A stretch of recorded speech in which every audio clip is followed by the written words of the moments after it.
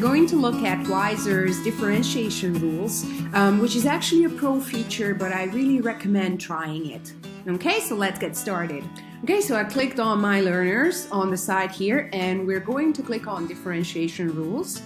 And there you will find a very nice landing page that tells you how to create differentiation rules. You can find some good links that help you find your way around this page.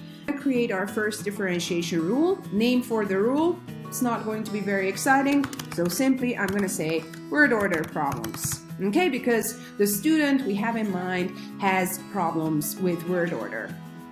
Okay, so we save the rule. You don't need to worry about these filters at the moment. We're just going to go straight into creating a worksheet. All right, and I selected a nice little template. I gave my test a title, which is going to be writing test.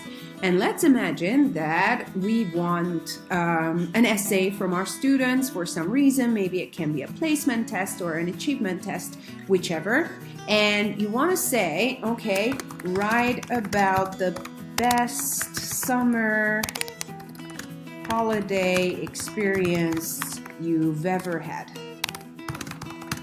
Okay, but we have a couple of students who have word order problems. So actually, we want to help them.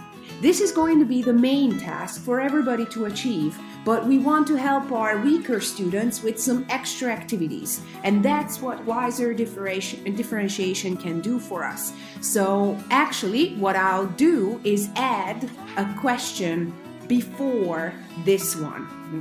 Okay, we can add a lot of different question types. As you can see, there's no reorder kind of question, but we can achieve that with, let's say, a multiple choice question. So I decided to create a multiple choice question, and I'll ask my student choose the correct order. And I've got 3 options, and I'm gonna say that this one is correct, okay? And what's important is that at the bottom here, you can see differentiate instruction. We need to click that and then choose the group we want to assign this task to.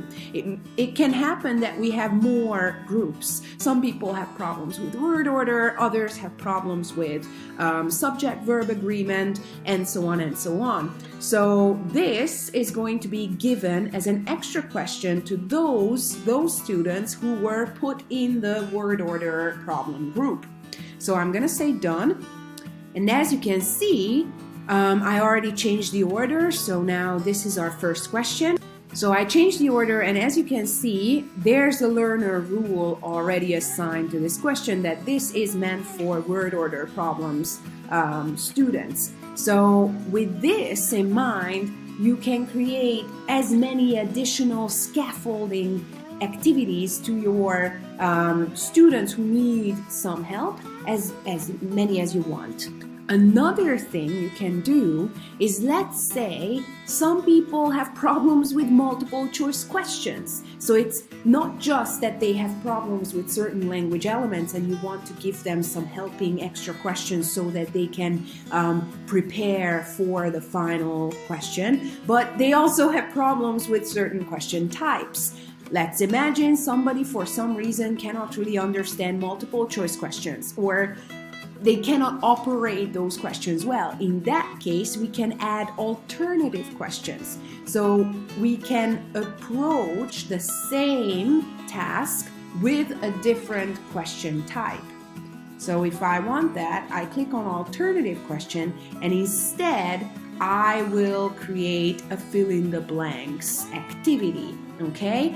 And in that case, those students who not only have problems with word order, but also with multiple choice, they get an alternative as well.